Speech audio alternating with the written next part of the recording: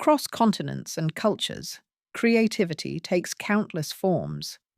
Each story follows a maker on a journey of discovery, tradition, and transformation. This is the creative globe, and this is Merle, finding the unexpected, knitting in Paris. Chapter 1. The yarn that was missing.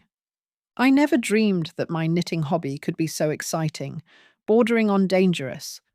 But in Paris, the unexpected should be expected. It started at the apartment in the 3rd arrondissement. Oh no. The worst thing that can happen to an otherwise perfect colorwork knitting project was to run short of one yarn color. Accidents can occur, but the helpful sales lady should have known better than to miscalculate what was needed to complete the jacquard cardigan.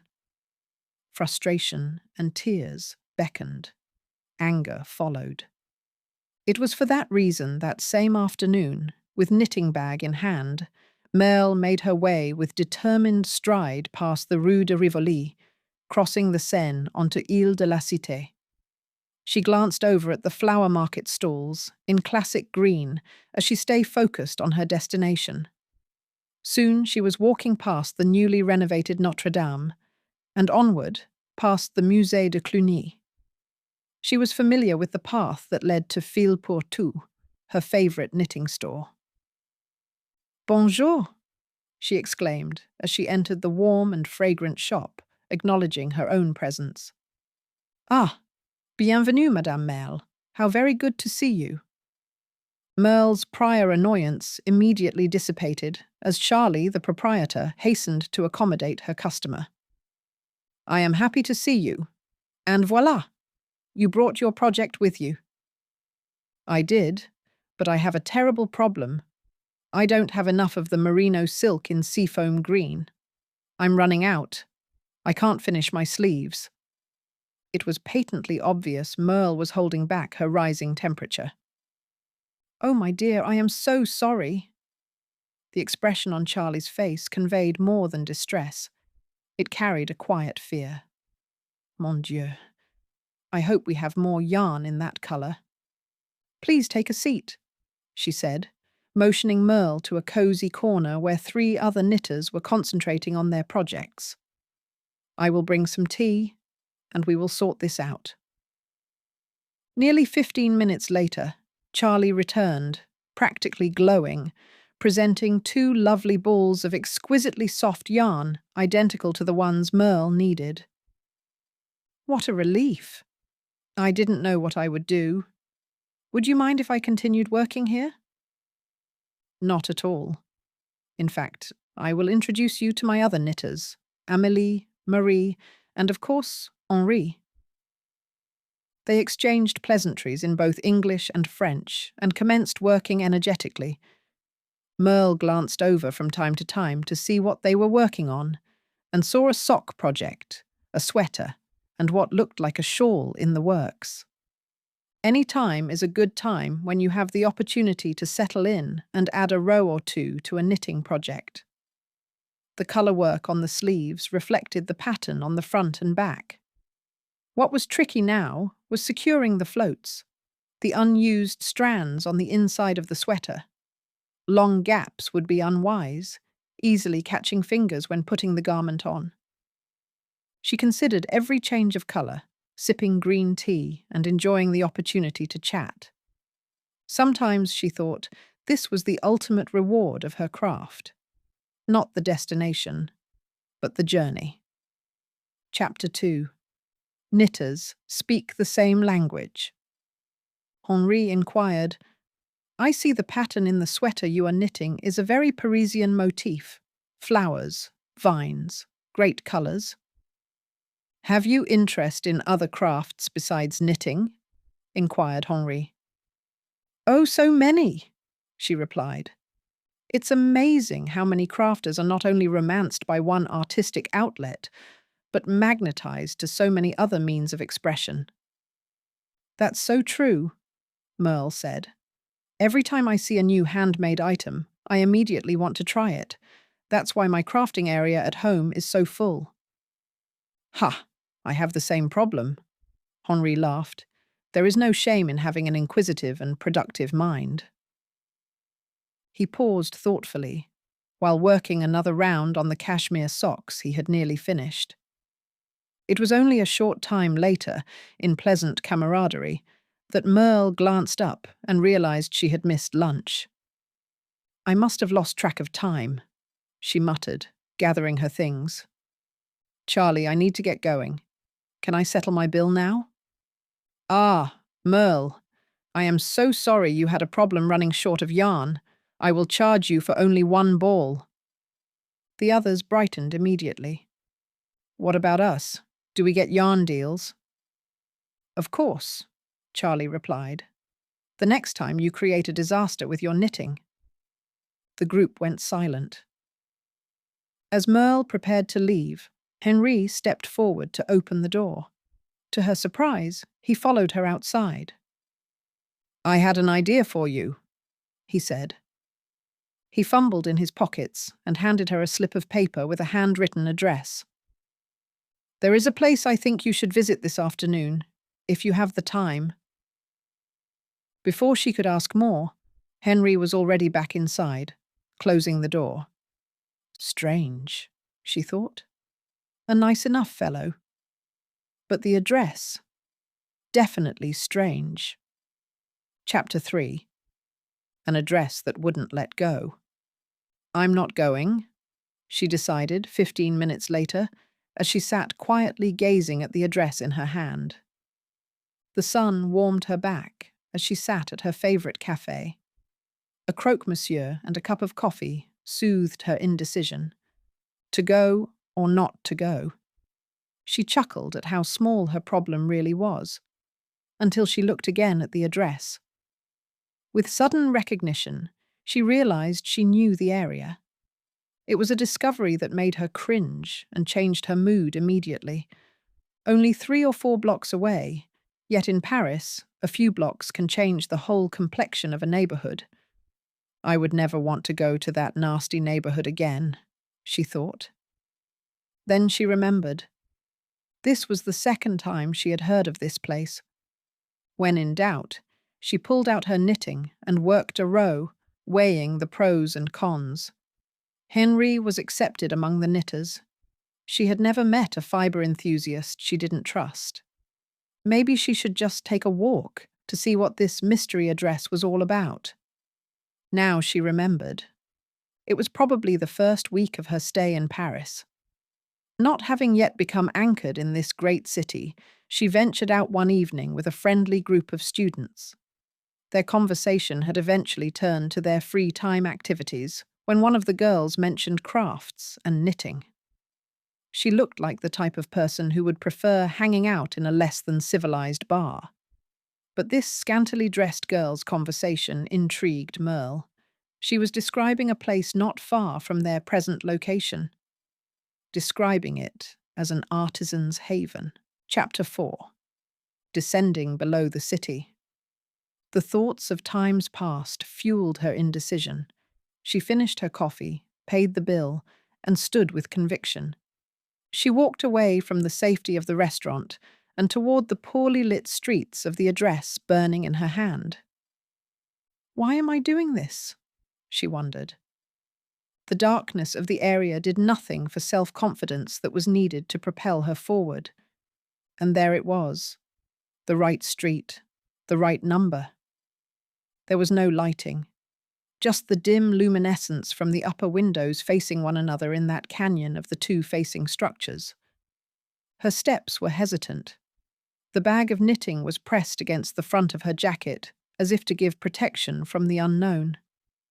It was only with great trepidation that she approached the dark door at the end of the walkway.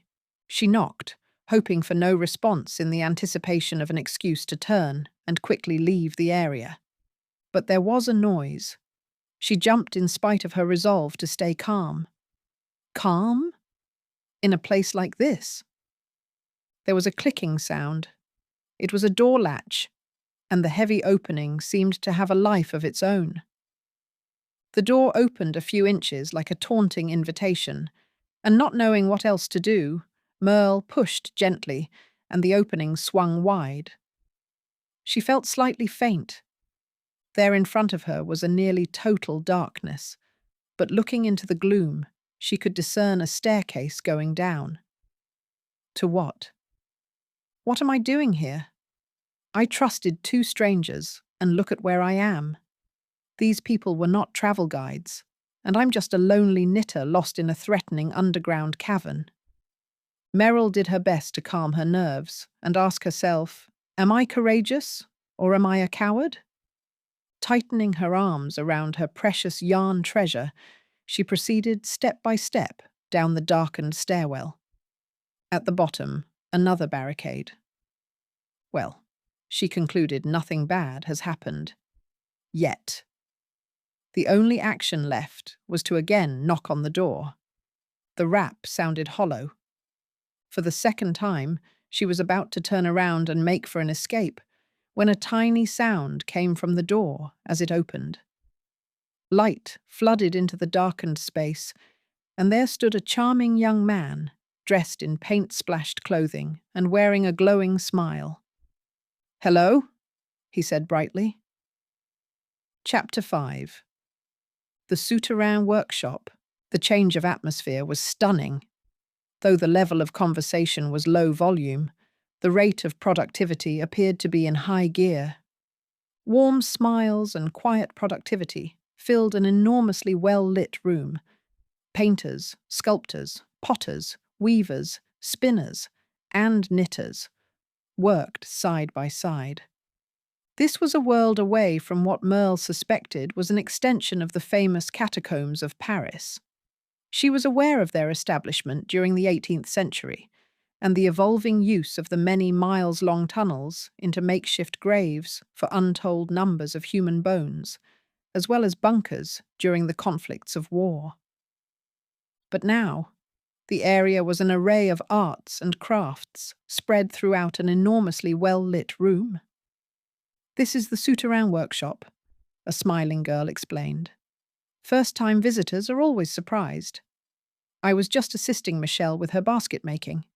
This must be the first time you visited, but would you mind giving her a hand holding the staves together?" Gesturing to a girl across the room who appeared to be surrounded by spikes of reed and twine. "It isn't difficult. I could help. But I would hate to get clay all over her work." And she guided Merle over to where the artisan was sitting on the floor, attempting to hold her work together. "And your name is?" she inquired as she proceeded with an introduction. "Merle," she answered. Hesitant at first, she said finally, "I'm happy to help if I can." Michelle immediately gave her a look of gratitude and gestured for her to sit. On the floor, while holding the reeds for the engrossed basket maker, Merle was able now to look around and take in the activities of other busy participants. The large chamber was bursting with quiet activity. There were people, it seemed, from all corners of life and all manner of artistic activities. Painters, sculptors, potters, weavers on looms of various sizes, spinners, and yes, even knitters. What she had feared was dark and menacing, was welcoming and alive with creativity. Chapter 6. The Parisian Purl. After a short time, Merle took her place among the knitters and resumed her work. The quiet rhythm of needles blended with the soft murmur of voices and the scrape of tools. A woman nearby watched her knitting. "You have very good tension," she said. "But have you learned the Parisian Purl?" Merle admitted she had not. The woman explained that early Parisian knitters favoured a twisted pearl stitch worked through the back loop. The technique created firmer fabric, elegant, structured, and durable, ideal for garments worn beneath fitted coats. "It is not faster," the woman said, "but it lasts." Merle noted that she was in a place in her pattern where the settle change would not be noticed, but would improve the total look of her garment. She practiced slowly. The fabric changed immediately beneath her fingers. She smiled. Chapter 7. What Grows in Good Company. As the days passed, Merle began to notice how deeply the rhythm of the workshop was affecting her. Knitting had always been a solitary comfort, something she did in quiet moments, often alone. But here, surrounded by other artisans and creative souls, the experience felt entirely different. Each person brought their own pace, their own style, their own way of solving problems within their own pieces of art. Within her own group of knitters, she learned by watching. Someone held their yarn differently. Someone counted stitches softly under their breath. Someone paused often, not from uncertainty, but from care. Merle found herself asking questions she had never thought to ask before. She learned how French knitters favoured structure over speed, durability over shortcuts. She tried new ways of tensioning the yarn, new finishing techniques, subtle variations that made her work feel more intentional. More than that, she felt encouraged. There was comfort in knowing that mistakes were shared, that unravelling was part of the process, that learning happened best in good company. Each visit left her calmer, more focused, more present. One evening, as they packed up their projects, Henri lingered beside her.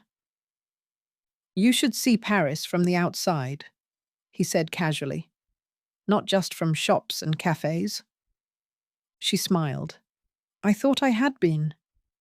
He shook his head. "Not like this." "I'll take you out tomorrow.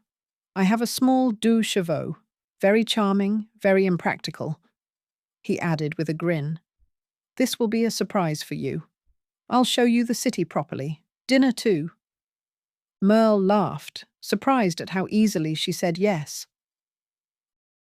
Chapter 8. Paris Unfolded. The next afternoon, Henri arrived in a bright red deux chevaux car, its canvas top folded back, windows open to the spring air.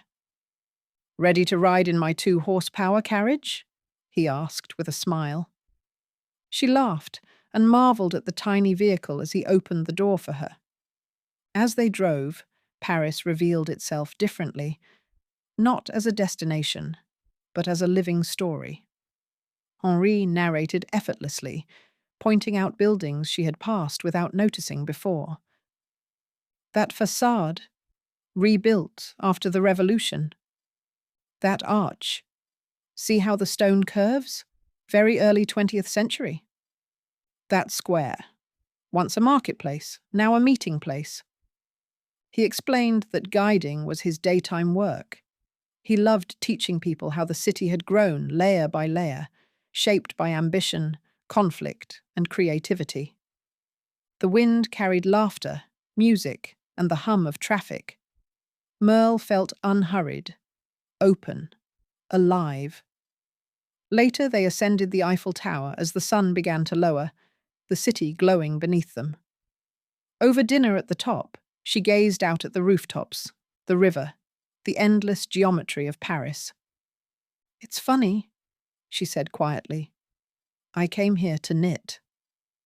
Henri smiled. "And knitting brought you here." They sat in comfortable silence, watching the light shift, reflecting on how saying yes to learning, to people, to exploration, opens doors you never knew were waiting. Chapter 9. The Final Stitch.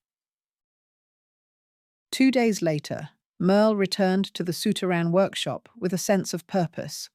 She had spent hours refining her sleeves, practicing the Parisian Purl until her hands moved without hesitation.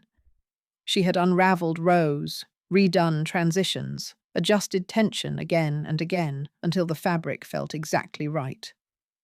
She then carefully assembled the entire sweater. This was not rushed work. This was earned. That evening, Henri joined her at the long wooden table.